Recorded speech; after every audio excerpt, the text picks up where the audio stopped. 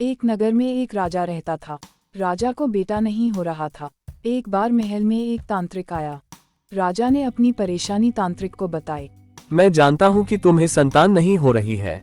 तुम्हें संतान हो जाएगी, लेकिन क्या? आपको किसी छोटे बच्चे की बलि चढ़ानी होगी। अगले दिन राज्य में ऐलान कराया कि जिस घर से बच्चा दिया जाएगा उस परिवार को ढेर सारा धन दिया जाएगा। यह बात पूरे राज्य में फैल गई। एक गांव में सुरेश नाम का एक व्यक्ति रहता था।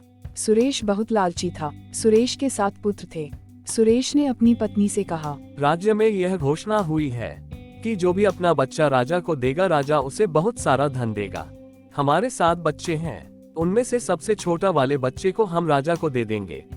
वह किसी काम का नहीं है। यह बात सुरेश की पत्नी मान गई। अगले दिन बच्चे को सुरेश राजा को दे आया।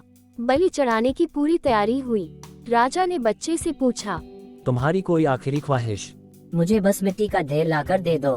बच्चे के कहे अनुसार राजा ने मिट्टी का ढेर मंगवाया। बच्चे ने छोटे छोटे से 4 मकान बनाए। मकान बन गए तो बच्चे ने 3 मकान को लात मार कर गिरा दिया। एक को रहने दिया। एक मकान के सामने हाथ जोड़कर दुआ की और राजा को बोला, अब मेरी बलि चढ़ा दीजिए। राजा को अजीब लगा। राजा डर गया। राजा ने सोचा शायद बच्चे ने कोई जादू टोना कर दिया है। राजा ने बच्चे से कहा, यह तुमने क्या किया? मैंने पहला मकान इसलिए गिराया जो मेरे माँ बाप का था, जिन्होंने मेरा साथ नहीं दिया, मुझे पैसों के लिए बेच दिया।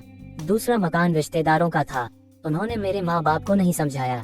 तीसरा मकान आपका था, आपका काम है लोगों को ख्याल रखना, लोगों की हिफाजत करना, पर आपने तो मेरी बलि चढ़ाने की सोच ली। आपका भी महल गिरा दिया मैंने।